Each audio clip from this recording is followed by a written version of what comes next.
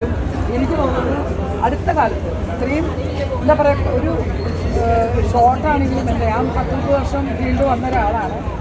ഞാൻ സത്യം പറഞ്ഞാൽ അഭിമാനിക്കുകയാണ് ഈ ഷാജിനെ. കാരണം ഇങ്ങനെ ഒരു പടം ചെയ്യാം, ഇങ്ങനെയും സിനിമ ചെയ്യാം എന്ന് തെളിയിച്ചു തന്നിരിക്കുന്നൊരു ഡയറക്ടറാണ് അതിൽ. പിന്നെ നായകനെ കുറിച്ച് പറയാതിരിക്കാൻ വയ്യ. നല്ലൊരു പയ്യനാണ്, നല്ല ഭാവിയുണ്ട്, അടിപൊളിയായിട്ട് അഭിനയിച്ചിട്ടുണ്ട്. ന്യൂ ജനറേഷന് വേണ്ടിയുള്ള എല്ലാ സംഭവങ്ങളും ഇതിനകത്തുണ്ട്. അപ്പോൾ എല്ലാവർക്കും ഫാമിലിയായിട്ട് വന്ന് കാണാം. ഒരു എന്താ പറയുക, ഇതിനകത്ത് കുറച്ച് സ്നേഹത്തിൻ്റെ കാര്യമുണ്ട്. എല്ലാം ഉൾക്കൊള്ളിച്ചുള്ള നല്ല അടിപൊളി ഒരു പടമാണ്. ഞാൻ ഒട്ടും പ്രതീക്ഷിച്ചില്ല, ഇങ്ങനൊരു പടമായിരിക്കും ഞാൻ പ്രതീക്ഷിച്ചില്ല. പക്ഷെ പ്രതീക്ഷിച്ചേക്കാളും അപ്പുറം ഈ പടം ഇനി നിങ്ങൾ ചെയ്യേണ്ടതെന്ന് അറിയോ, ഈ പടം നമ്മൾ വിജയിപ്പിക്കാതാ. ഈ മോള് നല്ല പോലെ അഭിനയിച്ചിട്ടുണ്ട്, നല്ലൊരു കുട്ടിയാണ്, ഭാവിയുള്ളൊരു കുഞ്ഞാണ്. ഞാൻ പറഞ്ഞില്ലേ, ഞാൻ ഈ പടം വിളിച്ചപ്പോൾ എനിക്ക് സത്യം പറഞ്ഞാൽ അറിയില്ലായിരുന്നു എന്താണ് ഏതാണെന്ന്. പക്ഷേ പൊളിച്ചു എന്ന് പറഞ്ഞാൽ ഡബിളായിട്ട് പൊളിച്ചിട്ടുണ്ട്. ഇതിൽ അഭിനയിക്കുന്ന ഓരോ ആൾക്കാരായാലും മോളാണെങ്കിലും എല്ലാവരും. നായകനൊരു പുതിയൊരു ഭാവിയുള്ളൊരു നടന്നു കൂടിയാണ് നായകൻ.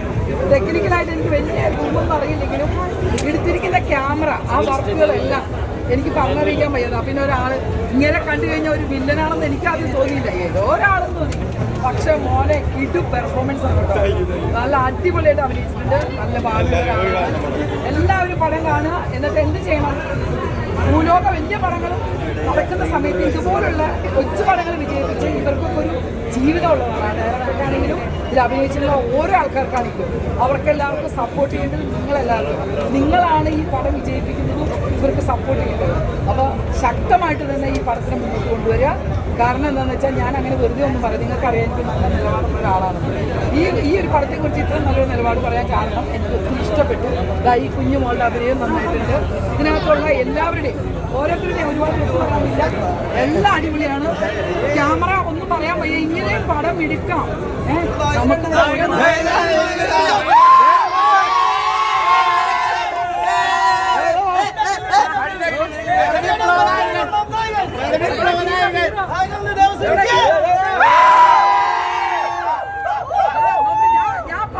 ഒരു തെറ്റുമില്ല. മോനെ നല്ലൊരു ഭാവിയുള്ള കുട്ടിയാണ്, അടിപൊളിയായിട്ട് അഭിനയിച്ചിട്ടുണ്ട്, ഒറിജിനൽ അഭിനയമാണ്.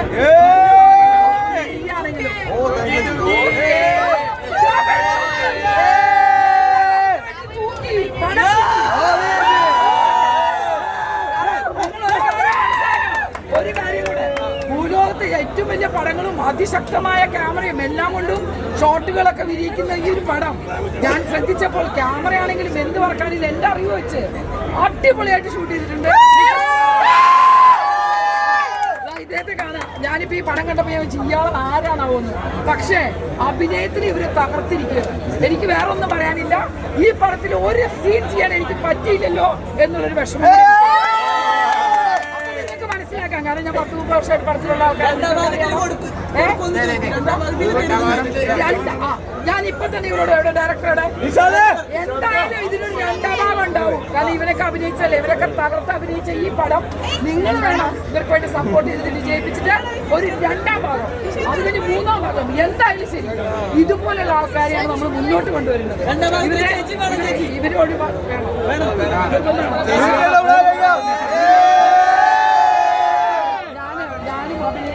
ന്യൂ ജനറേഷനിൽ ഒരുപാട് അഭിനയിക്കാത്ത ഒരാളാണ് ഇപ്പോൾ.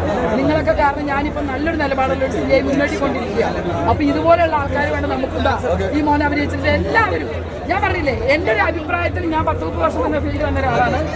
ഇതുപോലെയുള്ള വരുന്ന ഇതുപോലെയുള്ള തലമുറയെ നിങ്ങൾ ഉയർത്തിക്കൊണ്ടുവരണം. കാരണം ഒരുപാട് ചിലവായിട്ടില്ലെന്ന് എനിക്ക് തോന്നുന്നു ഈ പടത്തിന്. സാമ്പത്തികം ഒരുപാട് പ്രൊഡ്യൂസറുടെ കയ്യിൽ നിന്ന് കളയാതെ ഇങ്ങനെ നല്ലൊരു മനസ്സ് കാണിച്ച പ്രൊഡ്യൂസർക്ക് കൊടുക്കണം ആദ്യത്തെ കൈ. കാരണം അങ്ങനെ റിസ്ക് എടുക്കാൻ അദ്ദേഹം തയ്യാറായി. റിസ്ക് എടുത്തുകൊണ്ട് ഇത്രയും ആൾക്കാർ നന്നായി അഭിനയിച്ചു. ഈ പടം തൂക്കി എല്ലാവരും ഉണ്ട്, കുഞ്ഞുങ്ങളൊക്കെ ഉണ്ട് കേട്ടോ. Okay, all the best. Next പടത്തില് ഒരു കാര്യം ഞാൻ പറയാം, അടുത്ത പടത്തില് ഞാനില്ലെങ്കിൽ ഓക്കെ.